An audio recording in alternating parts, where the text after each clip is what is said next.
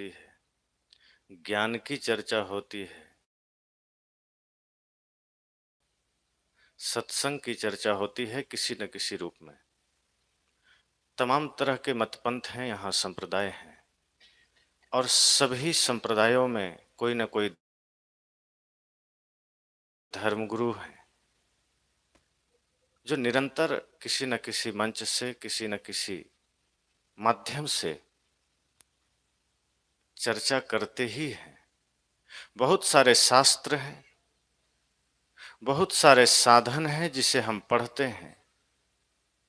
इन सब के पीछे का उद्देश्य हमारा यही होता है कि हम सब अपने जीवन में शांति पाएं। पर मैं उस बिंदु पर चर्चा करना चाहता हूं। इतने सारे शास्त्रों के बाद, इतने सारे धर्मगुरुओं के बाद, इतने सारे सत्संग के बाद कितने लोग हैं जो कह सकते हैं कि मैं अब पूर्णतः तनाव मुक्त हूं, कि मैं अब चिंता मुक्त हूं, अब मेरे जीवन में कोई टेंशन नहीं। धर्म से जुड़े होने के बाद भी हमारे जीवन में टेंशन क्यों है? सत्संग करने के बाद भी व्यक्ति चिंताग्रस्त क्यों है?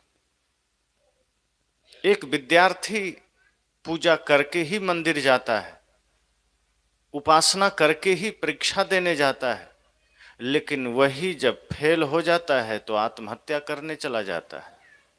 मंदिर की पूजा के बाद भी उसके मन में आत्महत्या का ख्याल कहां से आया?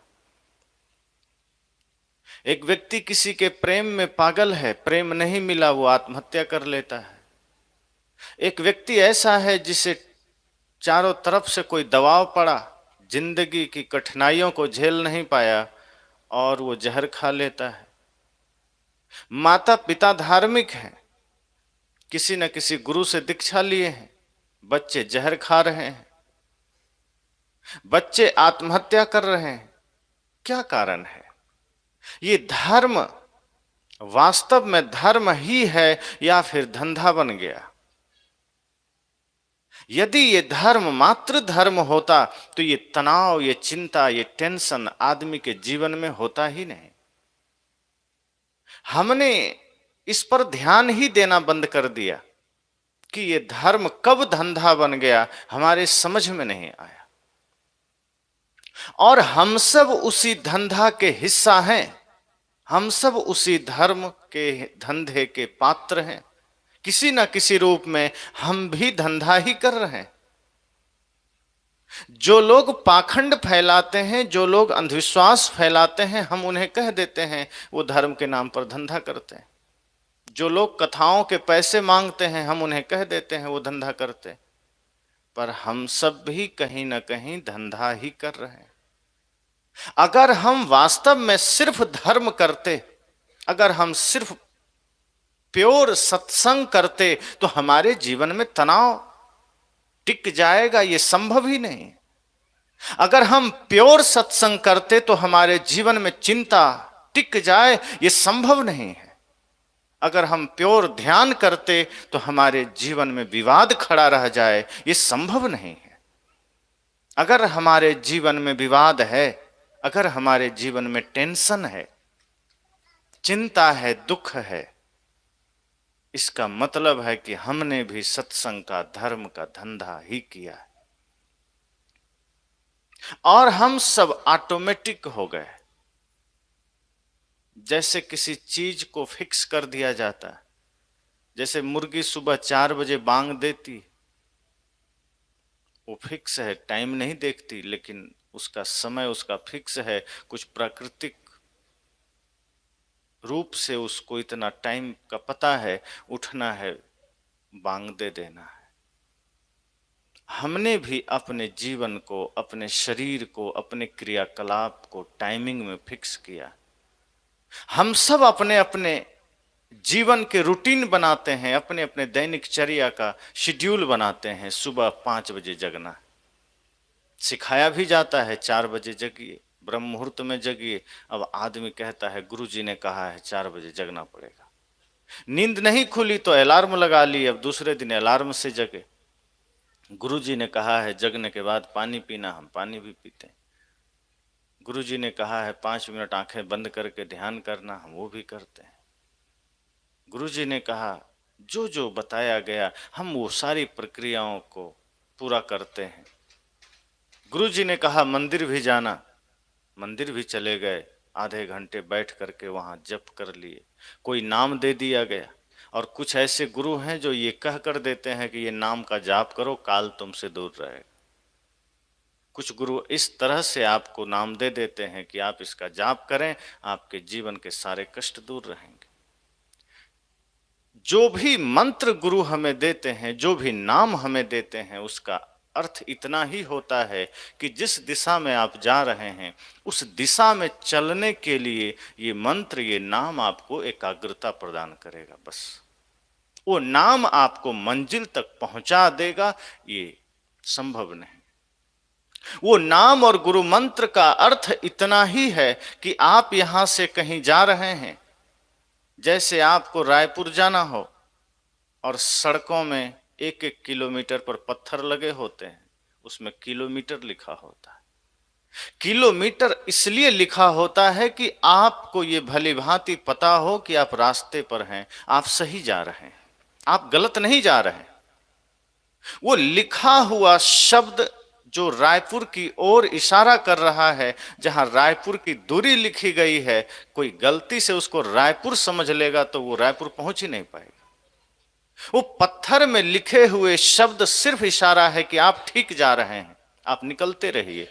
गुरु का दिया हुआ नाम, गुरु का दिया हुआ मंत्र इतना भर के लिए है कि आप ठीक है, चलते रहिए, ये शांति के लिए है। तो गुरु ने मंत्र दे दिया, लेकिन हमने उसको इस तरह से उपयोग करना शुरू किया लाभ के लिए कि अगर कई बार मंत्र जाप करेंगे तो धन मिल जाएगा, कई बार मंत्र जाप करेंगे तो झगड़े में मामला ठीक ठाक हो जाएगा, कोर्ट में विजयी हो जाएंगे। कुछ गुरु ने कह दिया कि अगर तुम 1000 बार मंत्र का जाप करोगे तो छोटा मुकदमा पर विजय पा जाओगे, 1,00,000 बार मंत्र का जाप करोगे तो बड़े से बड़े मुकदमा पर विजय पा जाओगे। हमें डाइवर्ट कर दिया गया और हम उन झूठ के पीछे हम अपना मन मस्तिष्क लगा दिए। तो हमारा जो कर्तव्य होना था हमने उसे सेट कर लिया कि सुबह जगना है, पानी पीना है, 5 मिनट ध्यान लगाना है, उसके बाद मंदिर जाना है, मंत्र जाप करना है, माला फेरना है, फिर हम अपने काम में लग जाते हैं। इतना करने के बाद भी जो आदमी दुकान पर गया है वो भूल गया कि आधे घंटे पहले हम मंत्र जाप कर रहे थे। वो आदमी ये भूल गया कि आधे घंटे पहले हम माला जप रहे थे, कि आधे घंटे पहले हम भगवान के सामने खड़े होकर प्रार्थना गा रहे थे। अब वो आदमी अलग ही हो गया है, अब उसका मुखौटा बदल गया। आधे घंटे पहले जो हमारे चेहरे पर धर्म का मुखौटा लगा था, अब वहां जाते ही हम एक पक्के बिजनेसमैन होकर के वहां बैठ गए। और कोई ग्राहक आ रहा है, हमें कोई फर्क नहीं पड़ता कि वो ग्राहक कितनी लाचारी में है, वो ग्राहक किस मजबूरी में आया है, उस ग्राहक की पीड़ा क्या है। हमें मतलब है किसी तरह हमारा सड़ा गला सामान बिक जाए, हमारा 2 नंबर का सामान उसके जेब तक चली जाए और उसका जेब का पैसा हमारे पास आ जाए। फिर वहां ना हमें उसमें ईश्वर दिखता है, ना हमारे मन में वो प्रार्थना के शब्द होते हैं, ना हमारे हाथ में माला का कोई असर होता है। हमने अपनी पूजा को भी, अपने प्रार्थना को भी सिर्फ धर्म का धंधा बनाया, उसे हमने बिजनेस की तरह। 23 घंटे के पाप को निपटाने के लिए हम 1 घंटा पूजा करने को राजी हैं।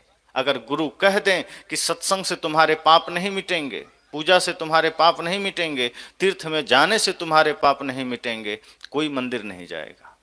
ये समझाया गया बड़े गहराई में कि नहीं, अगर तुम मंदिर नहीं गए, भगवान को सिर नहीं झुकाया, तो तुम अगला जन्म बड़ा भयंकर पाओगे, खौलते हुए तेल में तले जाओगे, आरे से काटे जाओगे, सांप बिच्छू डसेंगे। अब इस भय से हम मंदिर चले गए कि अगला जीवन हमारा ठीक हो। और ये भी समझाया गया कि अगर तुम मंदिर नहीं गए तो ये जितने पाप हैं, तुम्हारा धन नष्ट हो जाएगा, तुम्हारा जीवन बर्बाद हो जाएगा। हम मंदिर जाने लगे, हम सत्संग करने लगे, इसका कोई प्रवाह हम नहीं करते कि सत्संग कर रहे हैं लेकिन भाई से झगड़ा क्यों है, हम सत्संग कर रहे हैं लेकिन सास बहू के झगड़े क्यों हैं, हम सत्संग कर रहे हैं लेकिन बेटे हमारे बिगड़ क्यों जा रहे हैं, हम सत्संग कर रहे हैं आपकी आंखों में आंसू क्यों है। हमने सत्संग को और अपने निजी जीवन को अलग अलग देखा है। धर्म को धंधा बनाने का अर्थ यही है कि हमने अपने जीवन को धर्म से अलग देखा। हमने अपने दिनचर्या खत्म हो जाता है, फिर वो हमारा जीवन बन जाता है। कोई भी चीज धंधा तभी तक है जब तक हम स्वयं से उसको पृथक रखते हैं।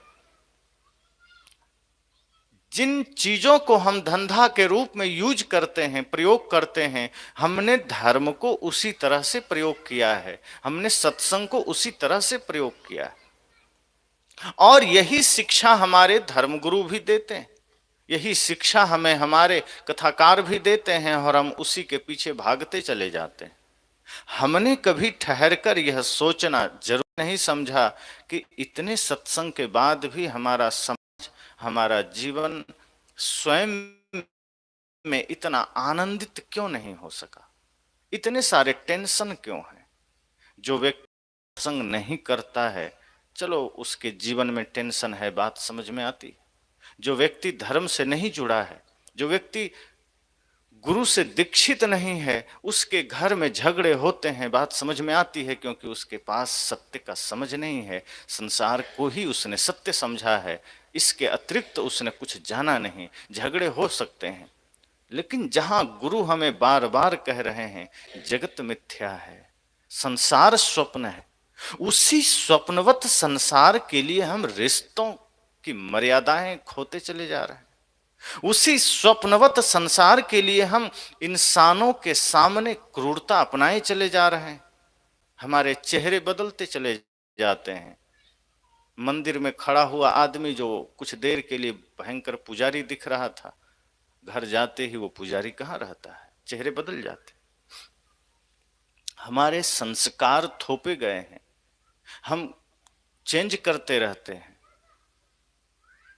जैसे जल को आप गिलास में डालिए तो गिलास का रूप ले लेता है, लोटा में डालिए तो लोटा का रूप ले लेता है, थाली में डालिए तो थाली का रूप ले लेता है, घड़े में डालिए तो घड़े का रूप ले लेता है, तालाब में है तो तालाब के रूप में है। हम भी वही करते हैं, जिस जगह जाते हैं वही रूप धारण कर लेते हैं।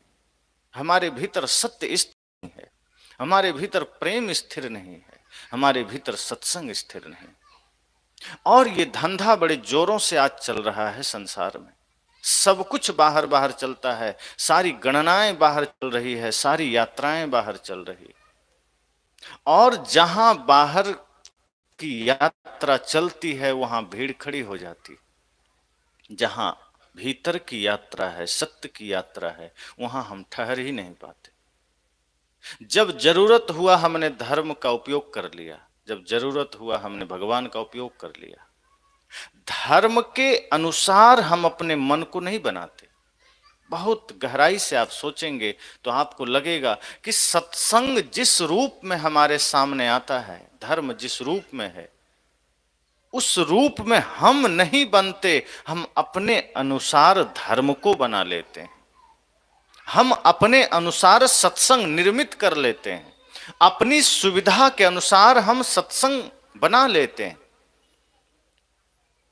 और आज सबसे बड़ी समस्या ये हुई कि हमने धर्म को, भगवान को अपनी इच्छा पूर्ति का साधन बना लिया। हमारी सबसे बड़ी भूल ये हुई कि हमने भगवान को, मंदिर को, सत्संग को, गुरु को अपनी इच्छा पूर्ति का साधन बनाया कि हमारी जो इच्छा हुई गुरु हमें पूर्ति कर दें, भगवान पूर्ति कर दें। इसके अतिरिक्त हमने कुछ सोचा ही नहीं। दुखी हैं, भगवान के पास चले गए कि हमारा दुख मिटा दो। धन कम पड़ गया, गुरु के पास चले गए कि धन दे दो। पुत्र नहीं है, गुरु के पास चले गए, पुत्र दे दो। कोई आवे बेटा मांगे, यही गोसाई दीजे जी। ऐसी है दीवानी दुनिया, भक्ति भाव नहीं बुझे जी। कोई आ रहा है बेटा मांग रहा है, कोई आ रहा है धन मांग रहा है, कोई नौकरी मांग रहा है, कोई पद मांग रहा है। हमने अपने अनुसार गुरु का प्रयोग किया, हमने अपने अनुसार धर्म का प्रयोग किया, हमने अपने अनुसार भगवान का प्रयोग किया।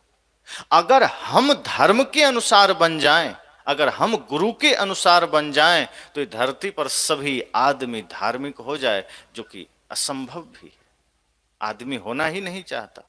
इसलिए आप देखें, बंगाल के जो भगवान है वो मांसाहारी हैं, गुजरात राजस्थान के भगवान शाकाहारी हैं, भगवान वही हैं, लेकिन राज्य बदलते ही भगवान भी शाकाहारी मांसाहारी हो गए। वहां बिना मांस के बंगाल में कोई भोग तैयार ही नहीं होता। क्यों? क्योंकि वहां के लोग मांसाहारी हैं, इसलिए भगवान मांसाहारी हो गए। और जिस क्षेत्र के लोग ज्यादा शाकाहारी हैं, वहां के भगवान शाकाहारी हैं। कहीं के लोग शराबी हैं तो भगवान को शराब भी चढ़ाते हैं, कहीं के लोग गंजेड़ी हैं तो भगवान को गांजा भी चढ़ाते हैं, शिव जी को चढ़ाते हैं। और जिस आदमी के जीवन में जो समस्या है वैसा ही भगवान निर्मित किया।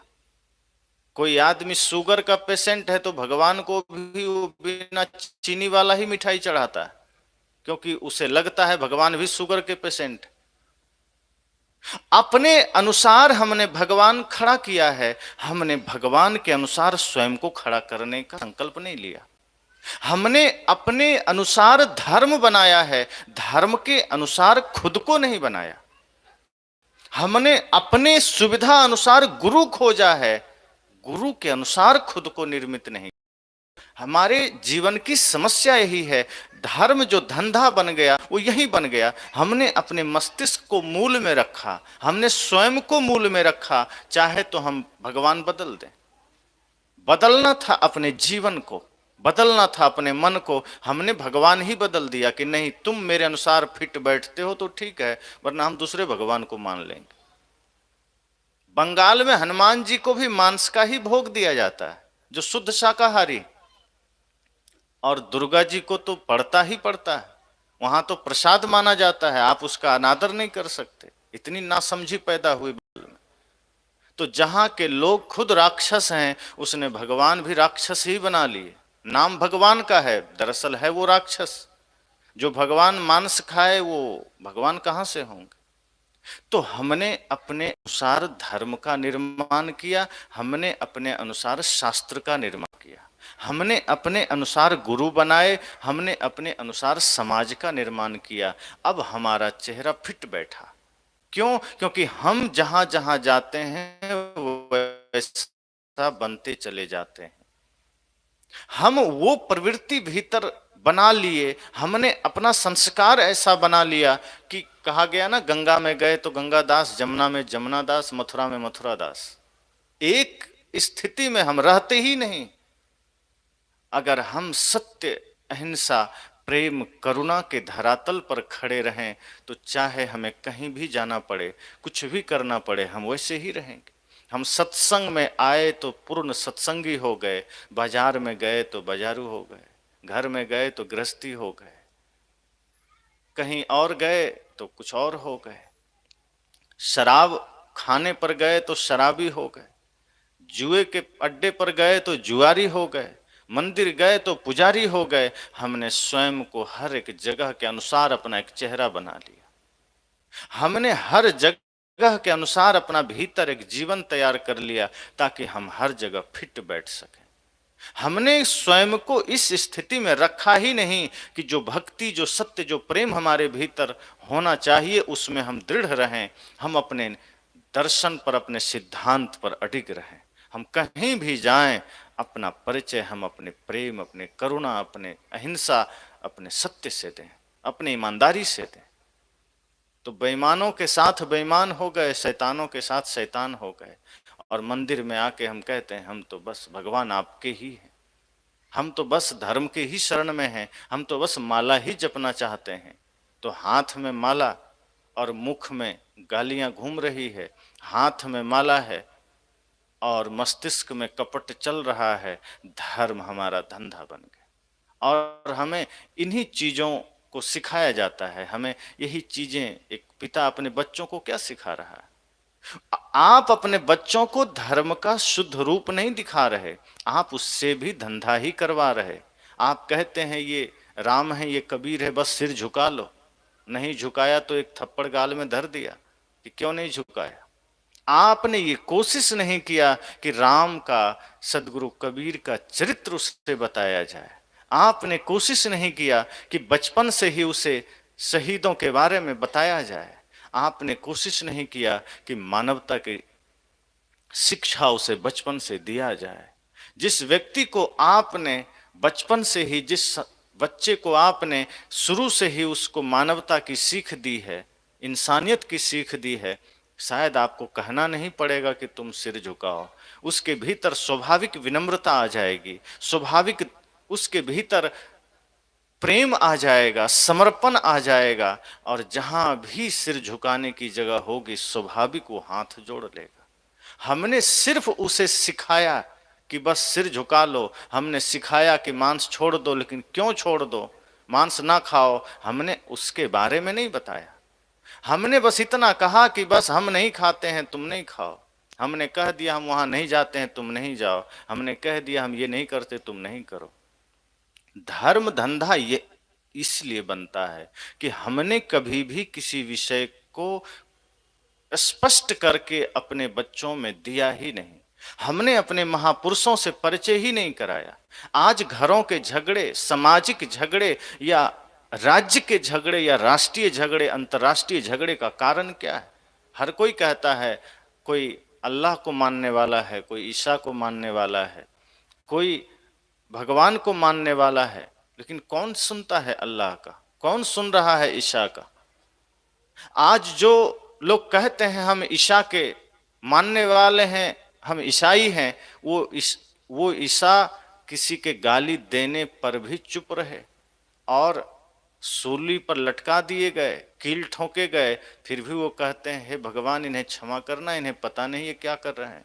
आज उसी ईसा को मानने वाले जबरन लोगों के गले काटने पर भी उतारू हो जाते हैं, मांस तो खाते ही खाते हैं, दूसरों का हक छीनने पर भी खड़े हो जाते हैं। जो कहते हैं अल्लाह ही सबका रखवाला है, वो निहायत ही करुणावान है, निहायत ही दयावान है। जो अल्लाह के गुण गाते नहीं थकते, वे लोग तलवार लिए घूम रहे हैं, कब मौका मिले गर्दन उड़ा दी जाए। तो जो अल्लाह के नाम पर ऐसा कर रहे हैं, जो भगवान के नाम पर धंधा कर रहे हैं, वो लोग क्या कर रहे हैं? वो ये समझते हैं कि हम सच में धर्म निभा रहे हैं, वो समझते हैं कि हम सच में कर्तव्य निभा रहे हैं, पर अपने धर्म पथ से हम भटक गए। हम जिस देश की मिट्टी में ही समर्पण हो, जिस देश की सभ्यता में ही प्रेम हो, जिस देश की संस्कृति में ही दया हो, जहां कहा ही गया कि जहां दया तहां धर्म है, हम उस देश में रह करके हिंसा के अलावा करते ही क्या है? हम किसी का गला नहीं काटते, पर हम किसी को अगर वचन से नुकसान पहुंचा रहे हैं, अपने बातों से अगर हम किसी का अपमान कर रहे हैं, तो हम हिंसा ही तो कर रहे हैं। हम धर्म का आड़ लेकर के हिंसा ही तो कर रहे हैं। धर्म की परिभाषा हमने अपने अपने तरीके से कर ली। मैंने कहा कि आज हर कोई आदमी धर्म को अपने अनुसार से रचा है, धर्म रचा गया है। जो धर्म शाश्वत है, हमने उसके स्वरूप को बदला है। हमने अपने अपने तरीके से मंदिर बना लिए, अपने अपने तरीके से मस्जिदें बना ली, अपने अपने तरीके से गिरजाघर बना लिए, गुरुद्वारा बना लिए, और अपने अपने तरीके से पूजा पद्धतियां लागू कर दी। आपस के प्रेम को हमने महत्व नहीं दिया, सामाजिक समरसता को हमने महत्व नहीं दिया। हम घंटों मंदिर में बैठेंगे, लेकिन बाहर निकलेंगे तो किसी की निंदा करेंगे, किसी की बुराई करेंगे। हम घंटों ध्यान में बैठेंगे, लेकिन बाहर निकलेंगे तो अपने ही भाई की जमीन को हड़पने की तरकीबें खोजेंगे कि कैसे हमारा जमीन थोड़ा और ज्यादा हो जाए। हम घंटों गुरु का दिया हुआ माला जपेंगे, लेकिन जब माला जपने के बाद बाहर आएंगे तो हम कोशिश करेंगे कैसे किसी पर हम भारी पड़ जाएं। कोई एक गाली दिया तो हम 10 गाली कैसे दे दें, हम गालियां खोजते हैं। कहते हैं ये धर्म नहीं है, यही तो धंधा है। जो हमारे मन मस्तिष्क को पवित्रता न प्रदान कर पाया, जो हमारे भीतर की बेचैनी को न मिटा पाया, जो हमारे तनाव को खत्म नहीं कर पाया, जो भाई भाई के झगड़े को मिटा नहीं पाया, वो धर्म कैसा? कहाँ? वो धर्म कैसा?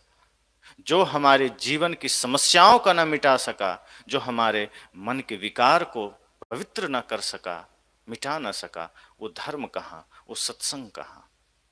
और हम ऐसी ही भीड़ में खड़े होते हैं, ऐसे ही भीड़ का हिस्सा होते हैं, जहां देखते हैं कि ज्यादा लोग खड़े हैं तो हमें ये लगता है निश्चय ही यहां सच्चाई होगी।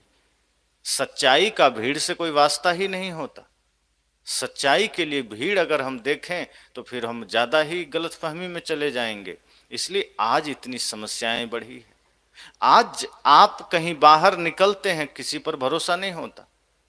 कोई कितना भी कहे कि मैं बिल्कुल ठीक सत्य बोल रहा हूं, आप मन में तुरंत सोच लेते हैं। आप खुद सोचिए, आपके गांव का ही दुकानदार है, आप सामान लेने गए, उसने कहा 100 रुपए का है, आप सोचते हैं तो 50 का ही होगा, ये झूठ बोल रहा है। वो कहता है नहीं, अगर कहता हूं मेरी खरीद ही 90 रुपए की है, आप फिर भी नहीं मानते। वो कितना भी कह रहा है, और वो भी जान रहा है कि वो कसम झूठी खा रहा है, उसको भी पता है। लेकिन अब कसमें खाना ये भी एक धंधा बन गया कि बस किसी तरह कसमें खा खा के अपना काम चलाना है। किसी आदमी से कहिए तुम झूठ तो नहीं बोल रहा, वो कहता है भगवान की कसम, भगवान की कसमें भी खा लेता है, और पता है बोल झूठ रहा है, सोलवाने झूठ। कहता है दिन में बोल रहा हूं, आदमी कसमें खाता है, कसम खाता हूं शाम का बेला है, सुबह का बेला है, दोपहर का बेला है, माता पिता तक की कसमें खा लेता है, करता झूठ ही झूठ। धर्म भीतर है ही नहीं। जो व्यक्ति धर्म को भीतर ग्रहण कर लेगा, कसमें खाने की जरूरत क्या है? उसके विचार ही सत्य हो जाएंगे, उसका जीवन ही सत्य हो जाएगा। अगर कोई आदमी बात बात में कसमें खा रहा है, समझ जाइए 100% झूठा आदमी है वो। जो प्योर होगा वो कसमें खाने की उसको जरूरत ही नहीं पड़ेगी। जो सत्य में सत्यवादी होगा, उसे बात बात में सौगंध नहीं खाना पड़ेगा। तो धर्म को हमने अपने तरीके से लिया कि किसी भी तरह हम पूजा स्थल का उपयोग करते हैं, मंदिर का उपयोग करते हैं, सत्संग का उपयोग करते हैं, ग्रंथों का उपयोग करते हैं। हम उपयोग करते हैं कुछ कुछ देर के लिए। कहीं कहीं हम धार्मिक बन जाते हैं, कहीं हम पुजारी बन जाते हैं, कहीं वक्ता बन जाते हैं। लेकिन जहां रियल में बनना चाहिए, जब झगड़े का समय हो, जब हमें ग्रंथों का उपयोग करना चाहिए, धर्म का उपयोग करना चाहिए, हम उसे साइड कर देते हैं। जब हमारे जीवन में परिवर्तन आना चाहिए, जब कोई व्यक्ति आत्महत्या करने जा रहा है, उस वक्त वो क्या सोचता है? जब कोई व्यक्ति तनाव में जी रहा है, अवसाद में जी रहा है, दर्द से सिर फटे जा रहा है, दूसरों के लिए उसके मन में क्या ख्याल है? अपने लिए क्या ख्याल है? समाज के लिए क्या ख्याल है? कुछ भी नहीं। सिर्फ ये सोच रहा है कि बस ये तनाव, ये अवसाद मेरा मिट जाए, मैं सब गलतियां छोड़ दूंगा, मैं बुराइयां छोड़ दूंगा, बस ये दर्द मिट जाए। और मिट गया तो फिर उसी में उतर जाता है और गहरे उतर जाता है। किसी समय आपको बुखार आ जाए, और कई बार बुखार इतना भयंकर होता है कि आदमी सोचता है कोई और रोग हो जाए, बुखार ना हो। लेकिन ये हमेशा, ये हम गलतफहमी में जीते हैं। सिर दर्द किसी को हो जाए तो लगता है सिर दर्द छूट हो जाए, बस बुखार हो जाए कोई बात नहीं, और बुखार हो जाए तो लगता है सिर दर्द हो जाए कोई बात नहीं, बुखार ना हो। पैर में दर्द हो तो हम पैर दर्द से परेशान हैं। बीमारी कोई छोटी नहीं होती। हम सोचते हैं कि ये हो जाए ठीक, दूसरा चाहे हो जाए। हम यही धर्म के संबंध में सोचते हैं, बस अब की बार हमारे जीवन में खुशियां आ जाए, अब की बार हमारा जीवन ठीक हो जाए, हम कभी पाप नहीं करेंगे। हम मंदिर चले गए, प्रार्थना करने लगे, हे प्रभु कृपा करना, अब की बार पाप से मुक्ति कर दो। हम कभी दोबारा पाप नहीं करेंगे, हम कभी अधर्म नहीं करेंगे, और दोबारा फिर अधर्म कर रहे हैं। संतों ने कहा ये धर्म को धंधा बनाने वाले लोग आपको भी उसी राह पर ले जा रहे हैं, और हम सब उस धंधे का हिस्सा बनते चले जा रहे हैं। हम सब उसी अत्याचार, उसी हिंसा के रास्ते पर खड़े हो गए, हम सब उसी वैमनस्यता के रास्ते पर खड़े हो गए, हम सब उसी अनाचार के रास्ते पर खड़े हो गए।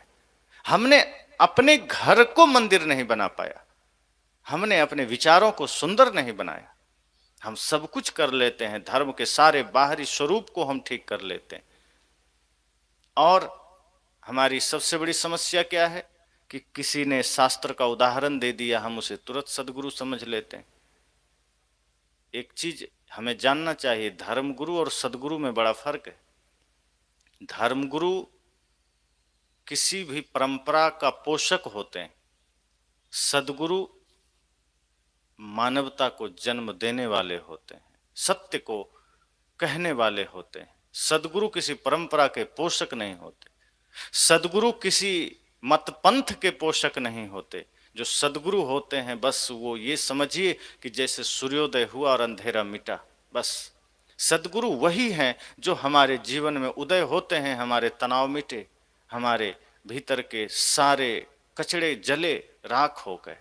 और जो धर्मगुरु हैं वो आपको परंपरा की बातें सिखाएंगे, वो आपको नीति नियम सिखाएंगे, वो कहेंगे कि नहीं ये तो करना ही पड़ेगा,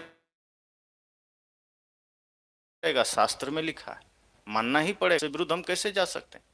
शास्त्र में लिखा है श्राद्ध तो करनी पड़ेगी, शास्त्र में लिखा है पंडित को भोजन तो कराना पड़ेगा, शास्त्र में लिखा है कथा मंच पर ब्राह्मण के सिवा कोई दूसरा बैठ नहीं सकता, शास्त्र में लिखा है नारी मंदिर जा नहीं सकती, शास्त्र में लिखा है नारी प्रवचन कर नहीं सकती। वो धर्मगुरु समझ लेना जो ऐसी शिक्षा दे रहा है वो सब धर्मगुरु की श्रेणी में आते हैं, वो सदगुरु नहीं है। सदगुरु इन सारे कचड़ों को जला देते हैं। वे कहते हैं नहीं, हर व्यक्ति के भीतर वो सामर्थ्य है, हर व्यक्ति अपने आप में बुद्ध बन सकता है, हर व्यक्ति अपने आप में ज्ञानी बन सकता है, हर व्यक्ति स्वतंत्र है, हर व्यक्ति के भीतर वो सामर्थ्य है, जागृत करने की जरूरत है। हर नारी नारायणी बन सकती। सदगुरु आपको भगवान बनाने की कोशिश करते हैं, सदगुरु आपके भीतर शक्ति को जागृत करने की कोशिश करते हैं। सदगुरु कहते हैं मैं शास्त्र नहीं मानता। जो सदगुरु होते हैं वे कहते हैं अगर शास्त्र ने कुछ अच्छा कहा है धन्यवाद है, हम उसका कुछ ले लेते हैं, लेकिन शास्त्र ही सच कहा है ये सदगुरु नहीं मानते। वे कहते हैं समय समय पर शास्त्र बनते हैं, लोग अपने अपने तरीके से शास्त्र लिखते हैं, हम उसको मानते ही नहीं। शास्त्र तो परंपरा से चले आए कुछ समय के इकट्ठे किए गए ज्ञान हैं जिसमें कुछ कचड़े भी आ जाते हैं, और जो सार ज्ञान है गुरु लेकर के आपको दे देते हैं। गुरु कहते हैं कि 2 और 2 4 अगर किसी किताब में लिखा है ठीक है, उसने भी सही कहा, मैंने भी ठीक कहा, बात मिल गई। इसका मतलब ये नहीं कि 2 2 4 लिखा तो उस किताब की पूजा शुरू हो जाए, बस ठीक कहा धन्यवाद है उसको। लेकिन धर्मगुरु कहते हैं नहीं, वेद पूजनीय है, पूजना पड़ेगा, ये अपौरुषेय है, ये भगवान ने सीधे धरती पर भेजा है, ये किसी इंसान ने नहीं रचा। तो धर्मगुरु हमें भटकाते हैं, सदगुरु हमें जगाते हैं। धर्मगुरु हमें परंपरावादी बनाते हैं, सदगुरु हमें आत्मवादी बनाते हैं, पुरुषार्थवादी बनाते हैं। इसलिए जब हम सदगुरु की शरण में जाते हैं तो सदगुरु हमारे भीतर के समस्त शक्तियों को जागृत करते हैं। और कहा भी है पारस में और उस संत में बड़ो अंतरो जान, वो लोहा कंचन करे गुरु कर ले आप समान। दोनों में अंतर इतना है कि पारस से अगर लोहा छुआ दीजिए तो कहा जाता है सोना बन जाता है, लेकिन गुरु सदगुरु क्या करते हैं, शिष्य को अपने जैसा बना लेते हैं। वो शिष्य नहीं बनाते, वो किसी को परंपरावादी नहीं बनाते, वो किसी को पुजारी नहीं बनाते, वो किसी को हिंदू मुसलमान नहीं बनाते, वो उसके भीतर के शक्ति को जागृत करते हैं, उसको इंसान बना देते हैं, उसी को भगवान बना देते हैं। इसलिए आज जो धर्म के नाम पर जितने कचड़े चल रहे हैं उसको हमें देखना पड़ेगा। हम सब उसके हिस्सा बनते जा रहे हैं, हम अंधविश्वास का हिस्सा बनते जा रहे हैं, हम चमत्कार पाखंड का हिस्सा बनते चले जा रहे हैं। हमारा जीवन यथार्थ नहीं है। झगड़ा हमने आपस में किया और मंदिर चले गए प्रार्थना करने की प्रभु क्षमा करना, भाई से झगड़ा हो गया, भाई से माफी मांगो, मंदिर में भगवान क्या करेगा। झगड़ा घर में हो रहा है, पंडित जी के पास चले गए, पंडित जी मेरा घर ठीक कर दीजिए, बड़ा विवाद होता है। और पंडित जी भी चालाक, वो जानते हैं आ गया फंसने वाला उल्लू, उनको तो अपना जेब से मतलब है। वो समझ गए कि आप समस्या कुछ और है, लेकिन जब उनके पास गए तो वो कह देंगे आपका दरवाजा गलत दिशा में लगा। अब आपने मेहनत से दरवाजा लगाया, अब तोड़िए, वो तोड़वा देगा आपका घर। अब आप दरवाजा तोड़े, वो कह दिया कि देखो तुमने उत्तर दिशा में लगाया, नहीं पूरब लगा लो, एक गलत दिशा में है। अब आपने दरवाजा तोड़ के कर लिया पूरब, अब फिर विवाद चल रहा है, परिवार में झगड़ा चल रहा है, सास बहू में रोज उठा पटक चल रहा है, भाई भाई में गाली गलौज चल रहा है, तनाव है पूरा, जैसे धारा 144 लगा हो, पूरा तनाव। पंडित जी के पास आप जाते हैं, पंडित जी दरवाजा तो उखाड़ दिए, बदल भी दिए, अब क्या करें? कहा तुमने पर्दा किस कलर का लगाया है? अब पर्दा आपके घर का पीला है, नहीं नहीं लाल लगाओ, गलत है। अब आपने पर्दे बदल डाले, पुराने पर्दे अब आपकी समस्या हो गई, रखें कहाँ? तो वो भी पूछने गए पंडित जी उसको कहाँ रखें, तो बोरी में भर के छत में डाल दो, वो भी बता रहे हैं। फिर आपकी समस्या नहीं मिटी, पंडित जी ने कहा शौचालय किधर बनाए हो? बस रसोई से थोड़ा सा ही दूरी पर है, तोड़ो बगीचे में बनाओ, गलत। एक एक करके वो आपका पूरा घर तोड़वा दिया, समस्या नहीं मिटी। क्यों? क्योंकि समस्या आपके पर्दे में थी क्या? समस्या आपके टाइल्स में थी? समस्या आपके रास्ते में कोयल मिल गया, कोयल ने कहा कहाँ जा रहे हो? कहा अरे गांव के लोग बड़े दुष्ट हैं, भाव ही नहीं देते, छोड़ रहा हूं इस गांव सदा के लिए। कहा कहाँ जा रहे हो? पड़ोस के गांव जा रहा हूं, सुनता हूं वहां के लोग बड़े अच्छे हैं, वहां रहूंगा, गांव छोड़ रहा हूं, बस अब हो गया, बहुत हो गया, मैं अपने बच्चों को भी यहां रहने नहीं दूंगा, सबको लिए जा रहा हूं, पूरा परिवार सहित, इस गांव का त्याग।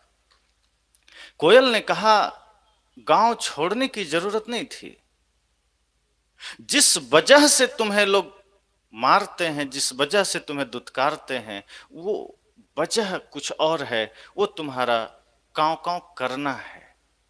तुमने सिर्फ कांव कांव करना छोड़ दिया होता तो गांव छोड़ने की नौबत ही नहीं आती, तुम कर ही गलत रहे हो। और तुम्हें क्या लगता है ये कांव कांव तुम उस गांव में जाके करोगे, वहां भी ढेला खाओगे, और उस गांव क्या, तुम धरती पर कहीं चले जाओ जहां लोग हर कांव कांव करोगे, ढेला खाओगे, तुम ढेले से वंचित नहीं हो पाओगे।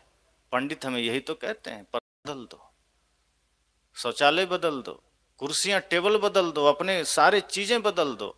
आर्थिक नुकसान हुआ सो अलग और दक्षिणा मोटा लिया सो अलग, लेकिन कुछ हुआ नहीं, क्योंकि बदलना था मन। सदगुरु आपको मन बदलने की बात करते हैं कि आपकी वस्तुओं में कोई समस्या नहीं, आपका घर जैसा है वैसा ठीक है, कलर भी ठीक है, बदलना है मन को। परिवार के झगड़े हो, चाहे सामाजिक झगड़े हो, चाहे कहीं भी इंसानों के बीच के झगड़े का वजह उसका मन है, और मन को बदलने की बात पंडित कभी नहीं करेगा, वो आपके वस्तुओं को बदल देगा। एक लगता था ना निर्मल दरबार, ऐसी बिना सिर पैर की बातें होती थी, समझ में नहीं आता था।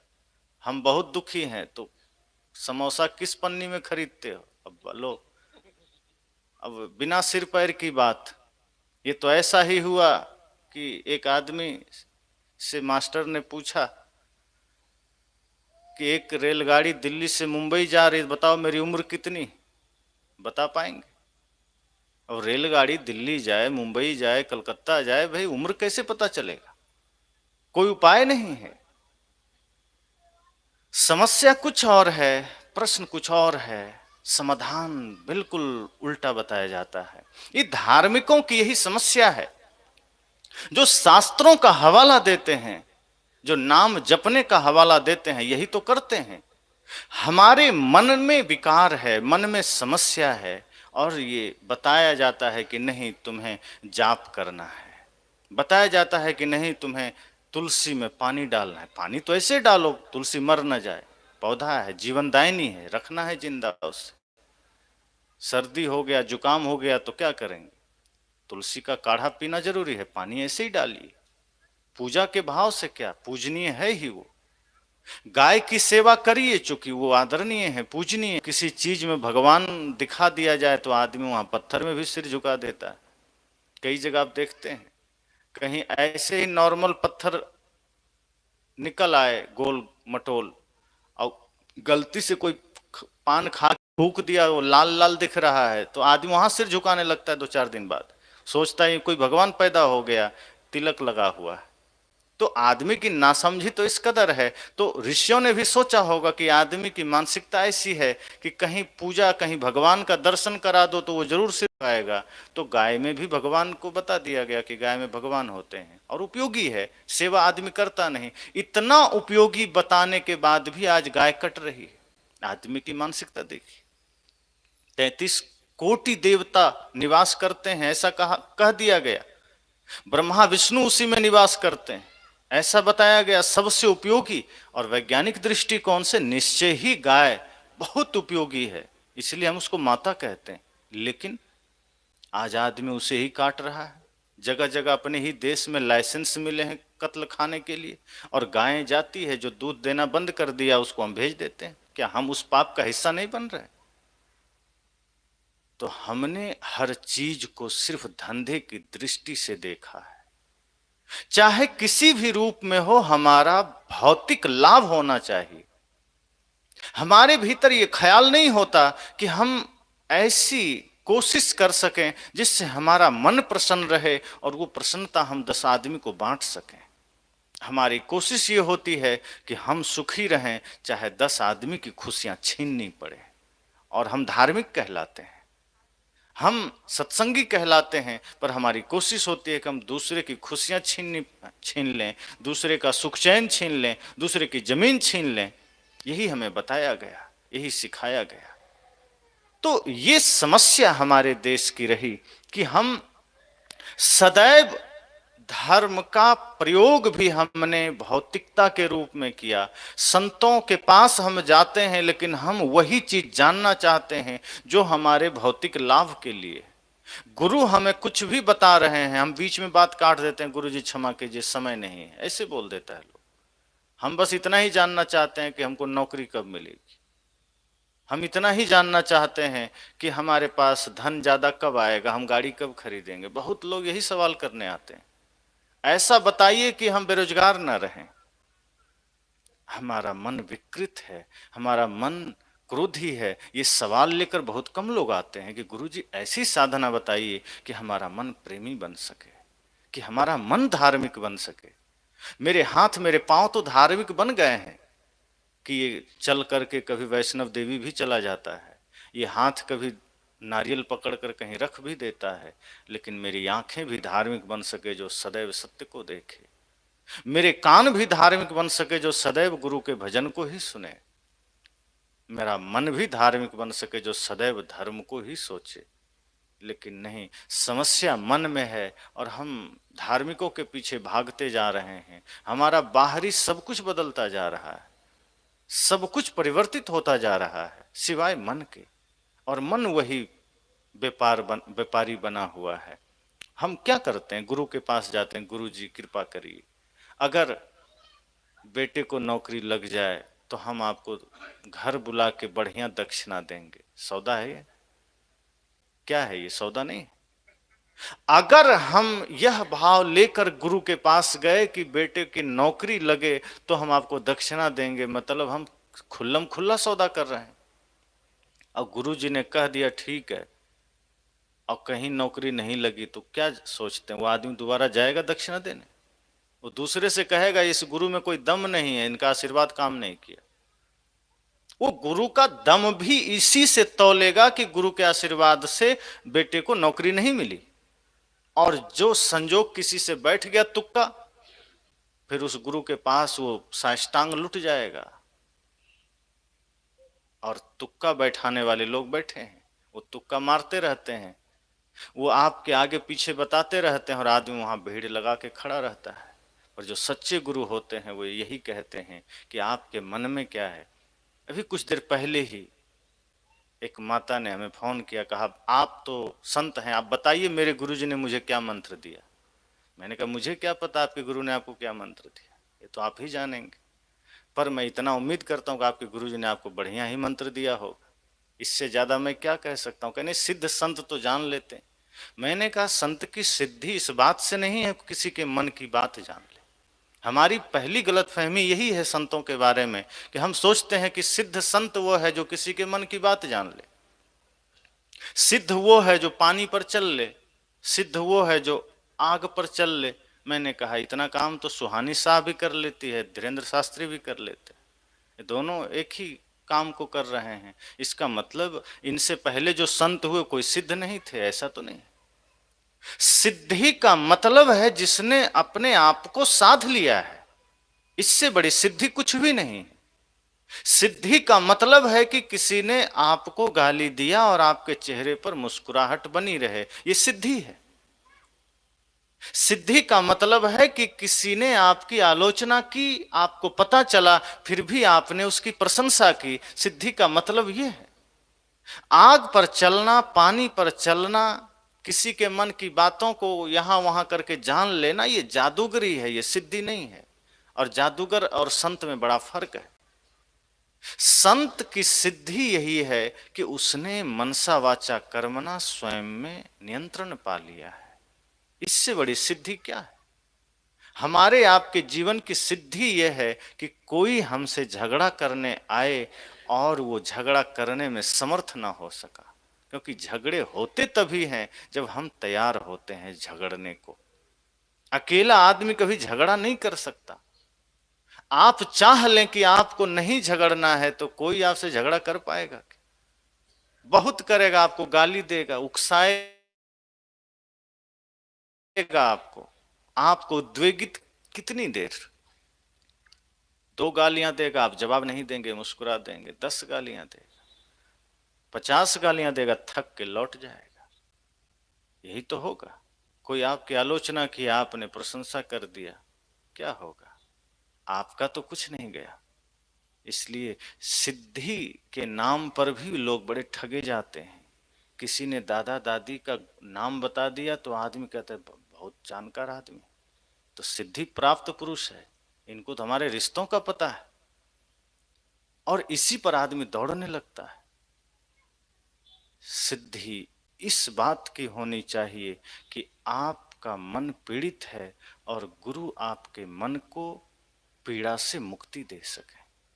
सिद्धि इस बात की है कि आपके जीवन में सदैव द्वंद्व चल रहा है, सदैव विवाद चल रहा है, और गुरु अपने ज्ञान से विवाद मुक्ति का सूत्र बता दे। तो मैंने कहा कि धर्म के नाम पर बड़े आडंबर चलते हैं, धर्म के नाम पर बड़े धंधे चलते हैं। सच में धार्मिक होने की पहचान इतना ही कि समस्त सृष्टि के लिए करुणा का भाव। जब हमारा मन छल से मुक्त हो सके, जब हमारा मन कपट से मुक्त हो सके, जब हमारा मन ईर्ष्या द्वेष से मुक्त हो सके, धार्मिक होने की पहचान यही है कि जब हम इंसानों में ही भगवान को देख सकें, जब छोटे से जीव से लेके बड़े से जीव तक में हमें परमात्मा का दर्शन हो और सबके प्रति करुणा का भाव हो, यही धर्म की पहचान है। फिर ये धर्म अगर हमारे भीतर है तो समझिए कि वास्तव में हम धार्मिक हैं। अगर हम सिर्फ धंधा का पार्ट बने हैं तो हम भी वही करेंगे जो और लोग कर रहे हैं, जो धर्म के नाम पर तलवारें खींचेंगे, जो धर्म लोग अहिंसा का नारा लगाएंगे कि हम अहिंसावादी लोग हैं, अगर तुम अहिंसा का पालन नहीं करोगे तो हम तुम्हारी हत्या कर देंगे। यही बातें चल रही है। अहिंसा पालन करने के लिए हत्याएं होती है। अब ये कितना बड़ा मजाक है। अहिंसा का मतलब ही है जहां मन से, तन से, वचन से किसी प्रकार की हिंसा ना हो, और लोग तलवारें लेकर कहते हैं कि अहिंसा पालन करो वरना गर्दनें काट देंगे। कितनी मूर्खता की बात है। हम यही काम कर रहे हैं। धर्म का टीका लगा है, धर्म का चोला है, धर्म का वस्त्र है, धर्म का चिन्ह है, धर्म कहीं नहीं। धर्म अगर हमारे भीतर हो तो हमें बाहरी चिन्हों के वजह से नहीं, हमारे व्यवहार से लोग जानने लगेंगे, हमें हमारे कर्तव्यों से जानने लगेंगे, हमारे आचरण से लोग जानने लगेंगे। माता सबरी ने कैसा तिलक लगाया हम यह नहीं देखने जा रहे हैं, वो कौन सा राम नाम का वस्त्र पहनी थी ये हम देखने नहीं जा रहे हैं। हम उनको उनकी भक्ति के वजह से जान रहे हैं। वो भक्ति उनके जीवन में था, उनकी पहचान बन गई। विदुर को हम उनके भक्ति की वजह से जान रहे हैं। हमारे जीवन में अगर निश्चल भक्ति है समस्त मानवता के लिए प्रेम है, करुणा है, तो हम धार्मिक हैं। और यथार्थ ज्ञान, सत्य ज्ञान, मूल ज्ञान का अर्थ भी यही है कि जो ज्ञान आपको माया से मुक्त कर सके, जो ज्ञान आपको पाखंड से मुक्त कर सके, जो ज्ञान आपको आडंबर से मुक्त कर सके, वो ज्ञान यथार्थ ज्ञान है। जो ज्ञान आपको सत्य से परिचय करा सके, वो ज्ञान यथार्थ ज्ञान है। इसलिए सदगुरु कबीर ने अपनी वाणी में जहां जरूरत पड़ी वहां धर्म की व्याख्या बड़े ही जोर देकर की है कि जिसे तुम धर्म कहते हो, जिसे तुम अपना धर्म मानते हो, वो पाखंड है। धर्म कथे जहां जीव बधे तहां अकर्म करे मेरे भाई, जो तोहरा को पंडित कहिए तो काको कहिए कसाई। कहा जिसे तुम धर्म मान रहे हो वो शुद्ध हिंसा है, वो शुद्ध कसाईपना है। धर्म तो वो है जहां सब घट में परमात्मा दिखने लगे। धर्म तो वो है जब किसी की पीड़ा में तुम्हें भी पीड़ा होने लगे।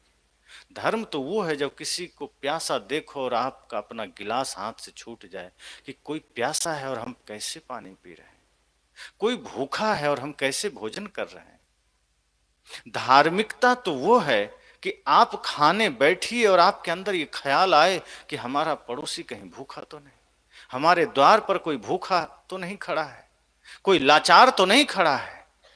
और जब ये ख्याल आए तो समझिए भीतर धर्म जागृत हुआ है। और यदि हमने नियमतः सिर्फ मंदिर की यात्राएं की है, हमने नियमतः सिर्फ सत्संग में बैठना शुरू किया, हमने नियमतः सिर्फ ग्रंथों का पाठ किया है, तो ये धार्मिक होने का कहीं से कोई पहचान नहीं। ग्रंथ का पाठ ही नहीं करना है, ग्रंथ में छिपे हुए सत्य को जीवन में उतारना भी। जो बातें हमारे ऋषियों ने, महर्षियों ने ग्रंथों में लिखी है, उसमें से सार छांट करके जीवन में उतारना भी, उसमें से सत्य निकाल करके जीवन में जीना भी है। यही धर्म की पहचान है। तो आज इस पूरे भारतवर्ष में धर्म के नाम पर चलने वाले इतनी सारी यात्राएं, पता नहीं बहुत से पंथ और मत को तो हम लोग जानते तक नहीं, इतने मत पंथ चल रहे हैं। लाल सफेद दो वस्त्र मुख्य रूप से पहचान है धर्म होने के, धार्मिक होने के, कि कोई लाल वस्त्र में है या सफेद में है।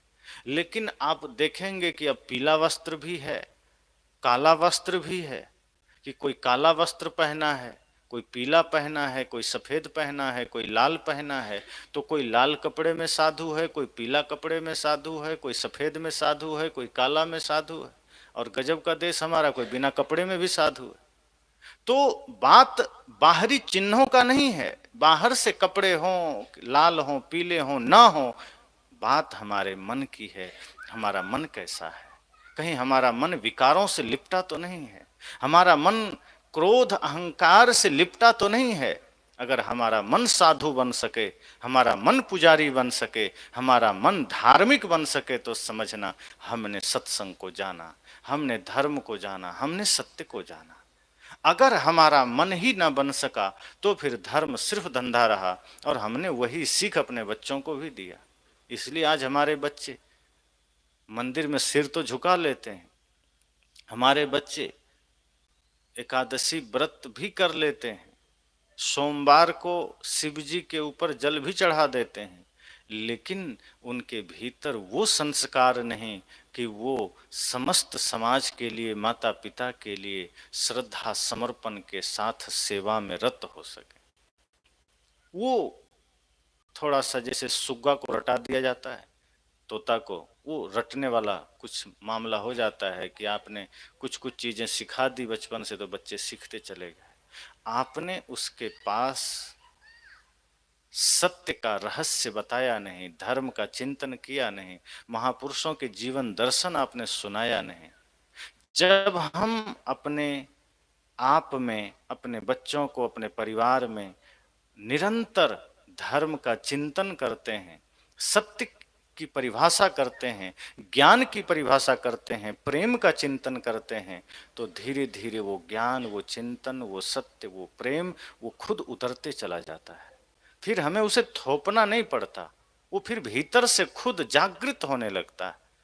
इसलिए ये धर्म हमें जागृत करता है। धर्म हमें बांधता नहीं है, धर्म हमें मजबूत करता है, धर्म हमें समर्थशाली बनाता है, धर्म हमें शक्तिशाली बनाता है, धर्म हमें कमजोर नहीं बनाता है, धर्म हमें भयभीत नहीं करता है। आज धर्म के नाम पर हमें भयभीत किया जाता है, डराया जाता है।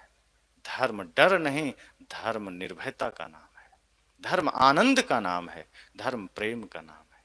तो हम सब के जीवन में वो प्रेम जागृत हो सके, ताकि हम खुद भी प्रेम में जी सकें और दूसरों को भी प्रेम दे सकें।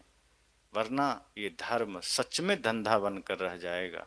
तो हम सब धार्मिक बन सकें, इसके लिए जरूरी है हम सत्संग को सुने ही नहीं, सत्संग को जीवन में उतारें, और जब भी मौका मिले इस पर हम चिंतन करें।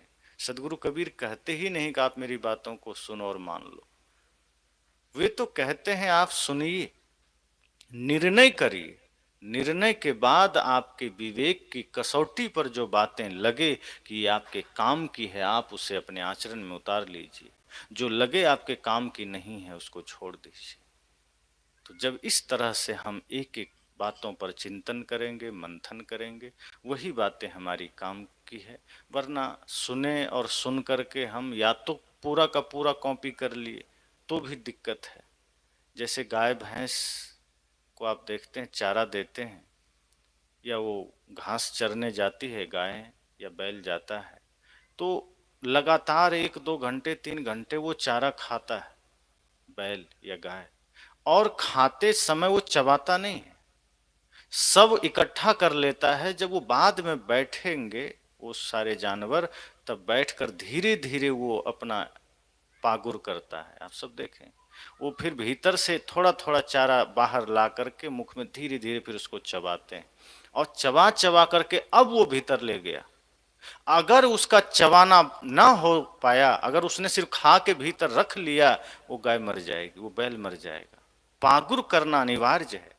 हम अगर सिर्फ सत्संग को सुन लिए 2-3 घंटे और बाद में एकांत में बैठकर एक एक वचन पर हमने वो पागुर नहीं किया, हमने उस पर चिंतन नहीं किया, तो वो ज्ञान हमें भीतर से मार देता है। फिर वो ज्ञान ही जहर बन जाता है। वो भोजन जो जीवन दे सकता था वही हमारे लिए काल बन जाता है। वही ज्ञान हमारे मन मस्तिष्क को अपंग बना देता है।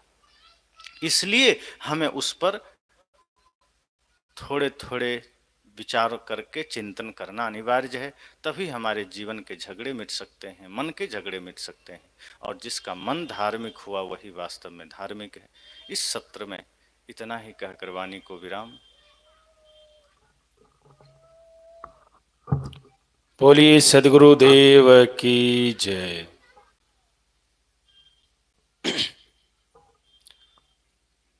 दूसरे दिन की प्रथम सभा में हम सबों ने पूज्य स्वामी जी द्वारा आशीर्वचन श्रवण किए,